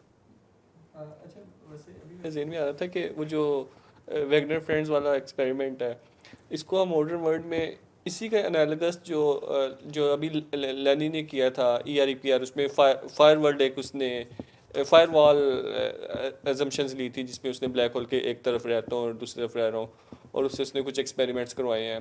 तो वो भी तो उसी के एनालिसिस। सॉरी, ये कौन सा एक्सपेरिमेंट है? अच्छा, ये जो इसका क्वांटम मैगजीन वगैरह में भी के पब्लिश वगैरह हुए थे, वो जो वार्म होल वाला था। वार्म होल वाला। अच्छा, तो उसमें assumptions तो वैसे ही थी ना कि एक फायर वॉल एग्जिस्ट करती है जिसके एक तरफ से इंफॉर्मेशन दूसरी तरफ नहीं जा सकती। तो वो उसी तरह के एनालिगस एक्सपेरिमेंट्स मुझे लगते हैं। नहीं, डिफरेंट है। देखिए, वो जो आप जिस एक्सपेरिमेंट की बात कर रहे हैं ना, that was a simulation of dynamics of wormhole, ठीक है। तो वहाँ पे हम ये क्लेम तो कर ही नहीं सकते ना कि वार्म होल क्रिएट हो गया, ठीक है। तो वो तो एक, मतलब वो तो था भी वो वाला वार्म होल जो कि एग्जिस्ट करता भी नहीं है, और फिर उसकी भी वो एक ज़्यादा सिंप्लीफिकेशन नहीं, ये बहुत डिफरेंट किस्म के हैं। और ये जो मैंने लोकल फ्रेंडलीनेस वाले बताए आपको, ये कुछ एक्सपेरिमेंट हो भी गए हैं, लेकिन उसमें मतलब जो ऑब्जर्वर्स भी हैं वो भी फोटॉन्स हैं। तो अब मतलब फिर सवाल ये है कि ऑब्जर्वर को थोड़ा सा ज़्यादा माइक्रोस्कोपिक होना चाहिए, और फिर कुछ लोग कह रहे हैं कि एआई के ज़रिए करेंगे, लेकिन आई थिंक अभी it is too far fetched. जी मेरा क्वेश्चन था, आपने जिक्र किया कि इन द अर्ली 90s तक साइंटिस्ट जो थे स्टिग्मेटाइज होते थे who are working on this field, तो उसकी मेन वजूहत क्या थी एट दैट पॉइंट? हाँ, उसकी मेन जो मेन वजूहत थी, एक तो ये थी कि वर्ल्ड वॉर 2 से पहले जो फिज़िक्स की जो ट्रेनिंग थी उसमें ठीक ठाक फ़िलासफ़ी होती थी, और अगर आप पुराने फ़िज़िक्स के पुराने पेपर्स पढ़ें तो आपको यू फील के physicists are engaging with philosophers, और चाहे मतलब सिर्फ relevant philosophy नहीं, उसके beyond भी, मतलब आप श्रोडिंगर, नील्स बोर, आइंस्टाइन की बायोग्राफीज पढ़ें, they were reading stuff and they were engaging with ideas। तो एक तो वो चीज़ कम हो गई, तो जो फिर वो स्पेशलाइजेशन भी बहुत ज़्यादा हो गई। फिर जिस तरह से यूनिवर्सिटीज़ में PhDs और फंडिंग काम करती हैं, तो हाइपर फोकस, एक बात तो ये थी। दूसरी बात वो भी था, और फिर कुछ एरियाज़ की बहुत ज़्यादा डोमिनेंस थी। पार्टिकल फ़िज़िक्स बहुत ज़्यादा सक्सेसफुल थी, तो ज़्यादा फंडिंग और ज़्यादा कैरियर्स पार्टिकल फ़िज़िक्स में थे, और तो ये दो, मेरे ख्याल है ये दो मेन रीजंस हैं। और कोई सवाल प्लीज़? वैसे ये बिगिनर्स फ्रेंड लाइक जो फर्स्ट वाला आई था लाइक इक्विवेलेंट टू ईपीआर जो आइंस्टाइन ने एटलीस्ट लाइक इक्विवेलेंट है ना ईपीआर के, जो आइंस्टाइन ने एटलीस्ट जो वर्जन दिया था कि अगर अपने अगर मैं ये करेगा, अगर इफ़ Einstein measures position then Bob के एंड पे लाइक वो उसकी हाँ उसकी स्टेट चेंज हो जाएगी, but like his state is entirely dependent on whether और नॉट आइंस्टाइन में। तो अगर आइंस्टाइन के लिए वो कोलैप्स हो चुका है, but for Bob it hasn't, so like terminology kind of redundant लग रही है। लाइक एग्जैक्टली आइंस्टाइन का ही आइडिया है ना। आप अगर वो ये जो लोकल फ्रेंडलीनेस थ्योरम्स को पढ़ें ना, तो वो एग्जैक्ट बेल इनइक्वालिटी निकलती है। मतलब उसमें बस उन जो लेबल्स हैं वेरिएबल्स के वो चेंज हो जाते हैं, एग्जैक्ट बेल्स इनइक्वालिटी निकलती है। और बल्कि आप उसका एक तो ये बेल्स इनइक्वालिटी वो थी ना जिसमें मैंने आपको दिखाया लेस दैन इक्वल टू 2 वाली, उसमें वो आप वो जो 3 पार्टिकल्स वाली बेल इनइक्वालिटी है वो भी निकाल सकते हैं। सॉरी इनइक्वालिटी मैं कह रहा हूँ, जो GHZ वाली है बेल्स थ्योरम वो भी आप निकाल सकते हैं। हाँ वैसे वो हाँ वो दोनों निकाल सकते हैं आप। एक और भी मुझे interesting I think I read that जो वैसे बेल्स इनइक्वालिटी में जो अपर बाउंड वैसे जो क्वांटम स्टेट्स अचीव कर सकते हैं, like this is not the like एक और भी थ्योरम है that we can't communicate using these correlations, and I think the author was saying that अगर वो that theorem holds even if like the upper bound wasn't as big as the one that quantum correlations give us. So like अगर वो थोड़ा सा कम भी होता तब भी like we would be able to preserve relativity. तो उनका argument था why are ये जो extra correlations आ रही हैं but could they possibly be used for? Interesting. So, like if you know anything about it, like I was just हाँ नहीं ये आप जिसकी बात कर रहे हैं वो तो मैंने नहीं पढ़ा, लेकिन जनरली देखें ये 2-3 चीज़ें हैं। एक तो ये मतलब आइंस्टाइन ने तो वैसे इनफॉर्मली वो अपने लेटर्स में स्पूकी एक्शन और डिस्टेंस इस तरह की टर्म यूज़ की थी, लेकिन एक चीज़ है नो सिग्नलिंग थ्योरम होता है कि आप उससे सिग्नल भेज सकते हैं जो कि यूज़फुल है जिससे कुछ कम्युनिकेशन हो सके। फिर एक है नॉन सेपरेबिलिटी, ठीक है, एक तो है ना कि आप सेपरेट कर सकते हैं उनके वेव फंक्शन को, फिर है नॉन सेपरेबिलिटी कि वो इंटेंगल्ड हैं आप उसको सेपरेट नहीं कर सकते, ठीक है, और उसकी बेसिस पे फिर क्या सिग्नल भेज सकते हैं। और फिर एक बात है कि is there any action at a distance, तो ये डेफिनेशन में थोड़ा फ़र्क है। और मैं अभी प्रिसाइजली बयान नहीं कर रहा क्योंकि डिफरेंट आप लोगों को पढ़ेंगे वो डिफरेंट डेफिनेशंस देंगे। तो इस पे आई थिंक कार्लो रोवेली का एक पेपर है जिसमें उसने तीन या चार डिफरेंट नोशंस की बात की है और फिर उसने ये लिखा है कि रिलेशनल क्वांटम मैकेनिक्स में कौन से नोशंस जो हैं वो वायलेट नहीं होते।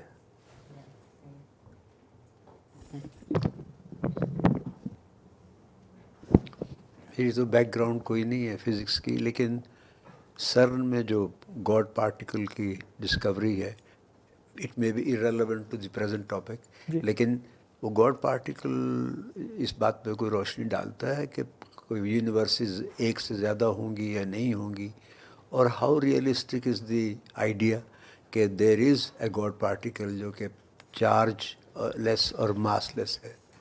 But this may not be relevant to this, लेकिन I fail to comprehend कि क्या हुआ होगा या कैसे ये फैसला होगा।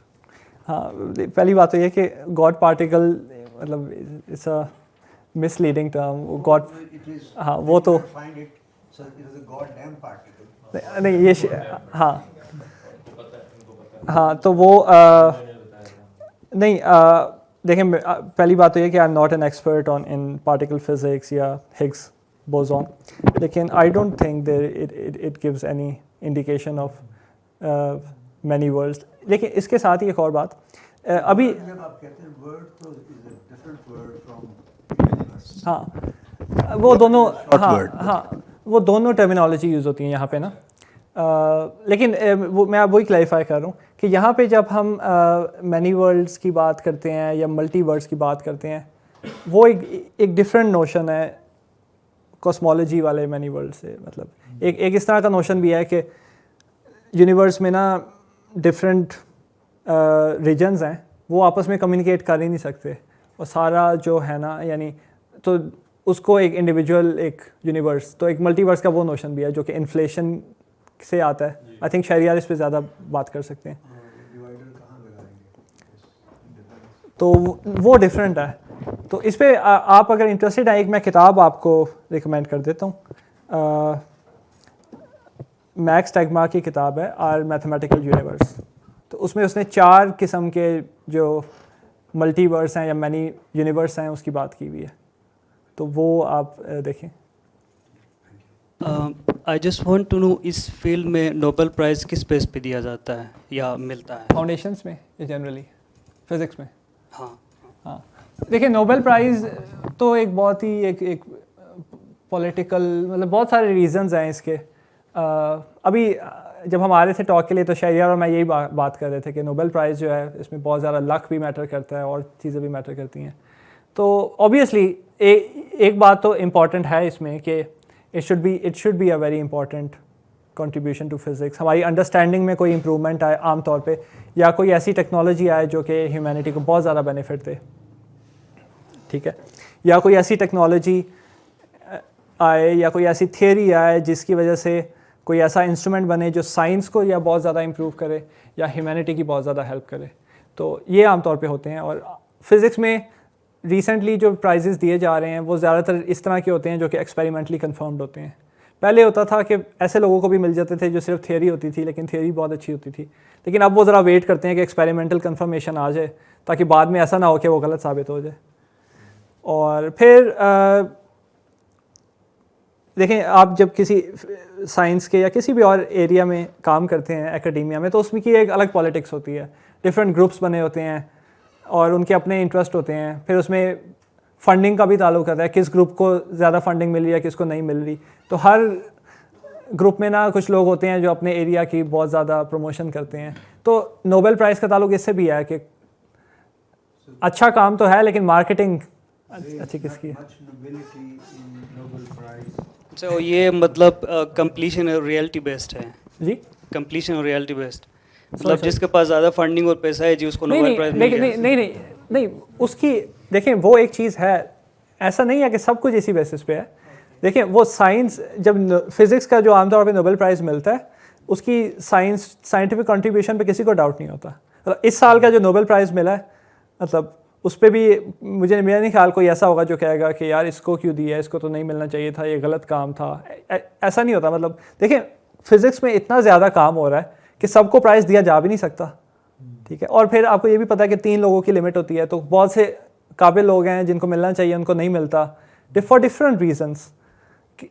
अब ये जो जैसे मैंने बताया था जॉन बेल की डेथ हो गई। अब अगर आप मुझसे पूछें तो ये वाले नोबेल प्राइज़ की सबसे ज़्यादा कंट्रीब्यूशन जॉन बेल की है, क्योंकि उसकी बेसिस पे सारा काम आगे हुआ है। तो जो मर जाता है उसको नहीं मिलता आमतौर पे। फिर अगर ये है कि 3 से ज़्यादा लोग हैं और सारों की बराबर की कंट्रीब्यूशन है तो कुछ रह जाते हैं, तो इस तरह ना। और फिर दूसरी बात है इसके प्रोसीजर की, प्रोसीजर कैसे होता है। वो बाय नॉमिनेशन होता है आमतौर पे। कमेटी में वही लोग होते हैं नॉमिनेशन जो नॉमिनेट वही करता है आमतौर पे, जो कि खुद या तो जिसको प्राइज़ मिला होता है या जो सर्कल में होता है। वो आमतौर पे बहुत सीक्रेट रखा जाता है कि कौन नॉमिनेट कर रहा है और किसको कर रहा है। लेकिन ये सारी चीज़ें मैटर करती हैं। अगर आपने बहुत इंपॉर्टेंट काम किया है लेकिन आप किसी ऐसे जर्नल में पब्लिश करते हैं या किसी ऐसे एरिया में है जहाँ पे और लोग नहीं हैं या आपको नोटिस नहीं कर रहा कोई, तो आपके चांसेस कम है नोबेल प्राइज़ लेने की। एक मैं मिसाल आपको देता हूँ। अब जो रिचर्ड फाइनमैन का जो काम है, अब no doubt Richard Feynman is a great physicist. Richard Feynman का कुछ काम उससे पहले एक और फिजिसिस्ट ने किया था, मुझे उसका नाम भूल गया, सॉरी मेरी मेमोरी अच्छी नहीं है।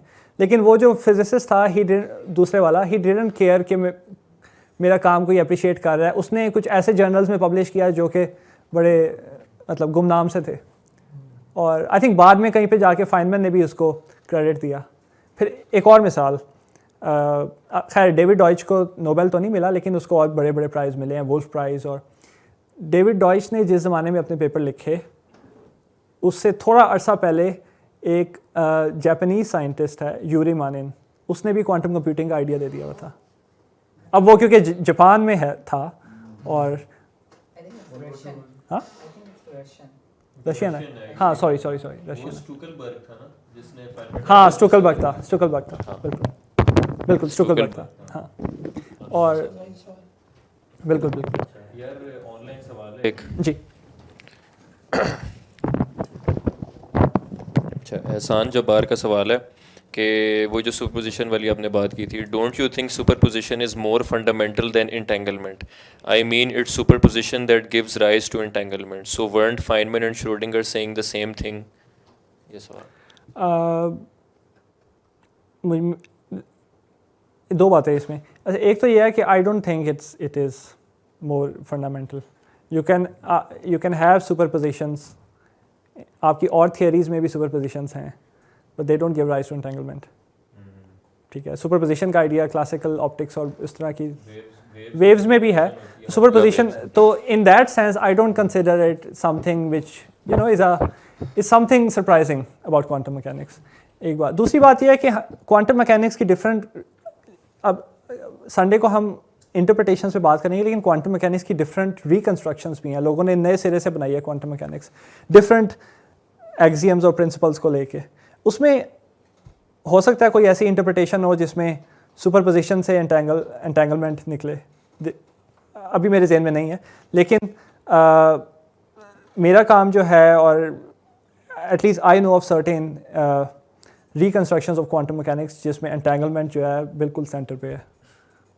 तो लेकिन एक और बात ये भी है कि I don't think it's a good idea to say that one thing is more fundamental than the other. ये फिज़िक्स में बहुत ज़्यादा आमतौर पे इस तरह की डिबेट्स होती हैं कि क्या चीज़ ज़्यादा फंडामेंटल है, और वो एक अजीब किस्म का फंडामेंटलिटी पे ज़्यादा डिबेट। तो I think we should be slightly against. ये एक तरह भी डिस्टिंग्विश कर सकते हैं कि मतलब entanglement is a type of superposition जो कि सेपरेबल नहीं है, ये हम कह सकते हैं इंटेंगलमेंट के बारे में। सुपरपोजिशन एक बहुत जनरल है जिसमें सेपरेबल सुपरपोजिशंस भी होती हैं कि अप प्लस डाउन सेपरेबल है, लेकिन up down plus down up जो बेल स्टेट्स हैं वो ऐसी सुपरपोजिशन है जो कि सेपरेबल नहीं है, और वो इंटेंगलमेंट है। तो entanglement is a subset of superposition, ये हम कह सकते हैं। आमतौर पे जब एंटेंगल स्टेट्स की डिफाइन किया जाता है वो इसी तरह बुक्स में इसी तरह डिफाइन किया जाता है। एंटेंगलमेंट वाली खास सुपरपोजिशन है क्लासिकल फिजिक्स में नहीं पाई जाती। क्लासिकल फिजिक्स में सिर्फ नॉर्मल सुपरपोजिशंस होती हैं जो वेव्स में भी होती हैं, कंस्ट्रक्टिव इंटरफेरेंस, डिस्ट्रक्टिव इंटरफेरेंस। लेकिन क्वांटम में खास किस्म की सुपरपोजिशन आ जाती है जिसे हम एंटेंगलमेंट कहते हैं। तो ये हम डिस्टिंग्विश इस तरह करते हैं। जी।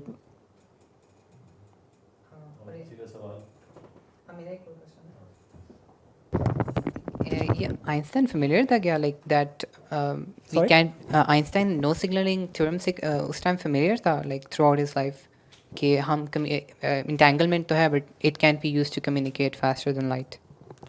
आई एम नॉट श्योर जो पहला नो सिग्नलिंग थ्योरम था आपको मालूम है कब आया था? I'm not sure. मेरा ख्याल है कि वो काफ़ी बाद में, आइंस्टाइन के काफ़ी बाद में था. Okay. और इसके बाद सेकंड क्वेश्चन यही था, मैंने रिसेंटली आई थिंक देख रहा था some book, there was a book by Emily Adams और समथिंग, उसमें मेंशन वो कर रहे थे लाइक द लास्ट सिग्नलिंग जो मोस्ट रीसेंट है इट इज़ फ्रॉम 2015. तो लाइक जो वो क्या उनके according this is the final version जो रूल आउट करता है ऑल पॉसिबिलिटीज़ को. इससे पहले जो था लाइक जो नो सिग्नलिंग थ्योरम था maybe that didn't rule out all possibilities. But अभी like and this is kind of surprising कि 2015 में प्रूफ हुआ. आई थिंक उसमें I think I can guess कि वो किसकी बात कर रही Okay. हैं. एमिली एडलम जो हैं वो कहती हैं कि आई टॉक टू हर, वो कहती हैं कि सिग्नलिंग जो है ना वो हमेशा पास्ट से फ्यूचर में नहीं, फ्यूचर से पास्ट में भी हो सकती है. तो वो रेट्रोकॉजल सिग्नलिंग की भी वो बात करती हैं. और आई थिंक उनकी जो इंटरप्रिटेशन है या जो क्वांटम थियरी की का वर्जन है उसमें वो रेट्रोकॉजलिटी को भी एंटरटेन करती हैं. एमिली एडलम और एड्रियन केंट. आई थिंक इसके बारे में सिमिलर भी एक और भी इंटरप्रिटेशन है देखिए, two state vector formalism. This was by Yuri Aharonov. I am not sure उस एरोनोव एरोनोव बॉम्ब वाला जो है वही. हाँ, मैंने नहीं पढ़ा वो. आई थिंक उन्होंने भी एक इस टाइप के लाइक उसका एक टाइम मैं आपको शेयर भी किया था. That paper it was about how to ascertain the values of Sx, Sy and Sc. Like not at the same time like of course वैसे वो टाइटल मिसलीडिंग है बट एसेंशियली उसमें सेटअप ये है that you're free to prepare any state.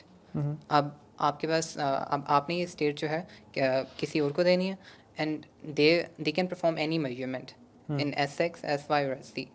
और बाद में आपको वो वापस दे देंगे and now you can measure whatever you can measure, perform any measurement you want. अब और बाद में जब आप measure कर लोगे then the king will tell you did he measure Sx, did he measure Sy or did he measure Sc, and you have to predict exactly कि क्या result आया था. Okay, so interesting. and it turns out that this is this is definitely possible. Like up 100% of the time you can exactly predict what the what measurement like क्या result उन्होंने observe किया था, the king observed. And this was kind of like वो ये इसका बताता है कि when they solved this problem their motivation was this their own interpretation that that information doesn't just flow from past to like Past to past future. future also flows from future to past. So आपको future state पता है, you can measure it, और आपको past state भी पता है, and your goal is to somehow predict the present one, which was the case जो king ने measure की थी. वो वाला present we can predict exactly what happened during that time. Okay. So here like this was my only introduction to retrocausality. I see. Retrocausality में और भी लोगों ने काम किया है. I think John Wheeler also liked this idea. और इसके अलावा आई थिंक जेरार्ड हुफ्ट भी शायद जो कि नोबेल लॉरिएट है, और भी कुछ लोग हैं. और लेकिन इट्स स्टिल, और फिर कुछ लोग जो सुपर डिटर्मिनिज्म पे काम करते हैं they are also like open to रेट्रोकॉजलिटी.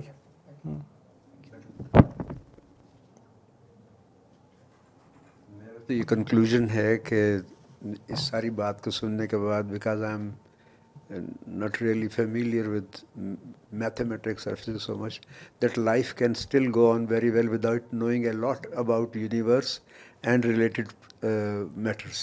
of course. लेकिन दूसरी बात यह है कि मैं देखा है कि मेडिसिन में मेरी PhD कैंसर ड्रग्स में है. अच्छा. तो वी वर ऑलवेज श्योर कि अगर कोई शख्स सेल वॉल जो है उसकी डिवीजन को स्टॉप करने का कोई तरीका निकाल दे तो there is a Nobel prize for him.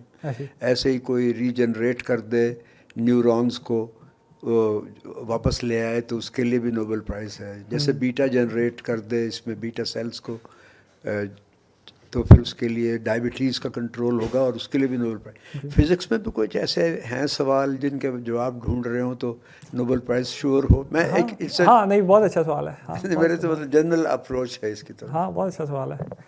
एक तो सबके जहन में आता है जो भी फिज़िक्स में होता है कि क्वांटम ग्रेविटी, तो वो एक ऐसी थियरी होगी जिसमें क्वांटम भी है, क्वांटम यानी जो क्वांटम स्मॉल स्केल पे जो पार्टिकल्स हैं उनको भी वो डिस्क्राइब कर रही है, बड़े स्केल पे भी, हाई स्पीड्स पे भी, स्लो स्पीड्स पे भी। तो वो एक बड़ी थियरी, उसके पीछे बहुत से लोग लगे हुए हैं क्वांटम ग्रेविटी। हाँ, माइक ले। रूम टेम्परेचर सुपर कंडक्टर की भी रिसेंटली न्यूज़ आई थी ना, LK99 शायद आपने सुना हो, तो वो फॉल्स साबित हुई थी। लेकिन वो अगर किसी ने बना लिया रूम टेम्परेचर सुपर कंडक्टर तो वो रेवोल्यूशनाइज कर देगा, उस पर भी पक्का नोबेल प्राइज़। जी, इस तरह कोई ऐसी टेक्नोलॉजी जिससे कोई बहुत बड़ा कोई इंडस्ट्रियल स्केल प्रॉब्लम सॉल्व हो जाए, तो that is also a good candidate.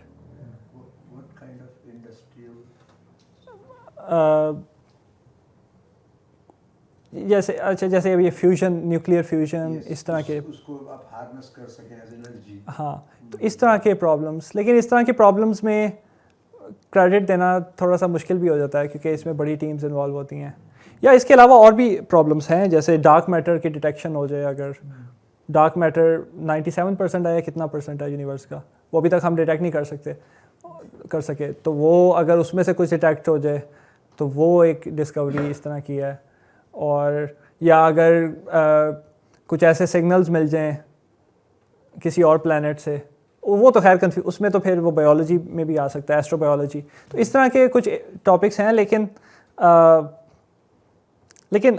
Physics में इस तरह की फ़िज़िक्स में या फाउंडेशनल फ़िज़िक्स में जो फोकस होता है वो आमतौर पे एप्लीकेशन पे नहीं होता। लेकिन आयरॉनिकली जितना आप एप्लीकेशन पे फोकस नहीं करते, उसमें से उतनी ज़्यादा ग्राउंड ब्रेकिंग किस्म की एप्लीकेशन निकल आती है, और unintentional.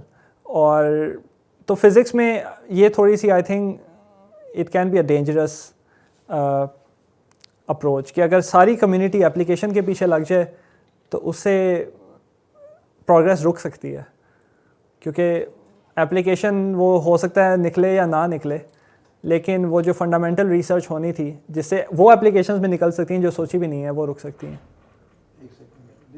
Also a whimsical answer to the fact that pyramids हैं ज़मीन पे, या एक घोड़े का नक्शा है ब्राज़ील में कहीं सी माउंटेन पे, जिसकी बेसिस पे एरिश फॉन डानिकन ने एक बड़ी फजूल सी थ्योरी पेश कर दी कि this was people from Mars who built all this. It sold very well but it was not founded on good grounds. आप भी सुना होगा, ये पढ़े होंगे।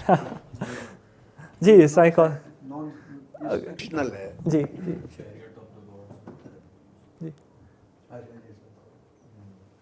ऑलराइट था कि वो हाँ हम ना कि यही था ना कि ह्यूमंस बज़ाहिर बड़े कमज़ोर हैं और इतने वेल अडेप्टेड नहीं trains कहाँ से है आए फॉर थे? Life on earth. तो ना असल में ह्यूमंस कहीं और किसी एलियंस ने उनको इवॉल्व करवाया था किसी और प्लेनेट पे, फिर ड्रॉप कर दिया उन्हें अर्थ पे, तो इसीलिए इतने कमज़ोर से हैं। हल्की सी ठंड लग जाए तो मर जाते हैं, हल्की सी गर्मी लग जाए मर जाते हैं, कमज़ोर से, फ्रेजाइल से। हमें टेक्नोलॉजी की ज़रूरत है, तो हम जो चैरियट ऑफ द गॉड्स में बैठ कर हम आए थे। फजूल किस्म की किताब, मैंने भी एक दफ़ा ख़रीद ली थी, रिग्रेट किया फिर मैंने। सही है। एरिक वॉन डैनिकन नाम है उस बंदे का। अच्छा,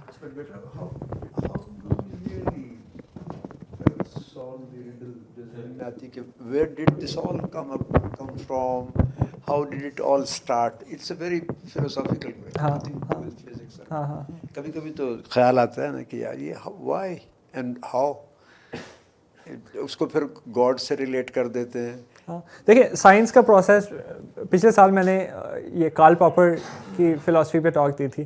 तो for Karl Popper, and I think I agree with him, कि साइंस का प्रोसेस जो है ये कंजेक्चर्स पे, गैसेस पे बेस्ड करता है।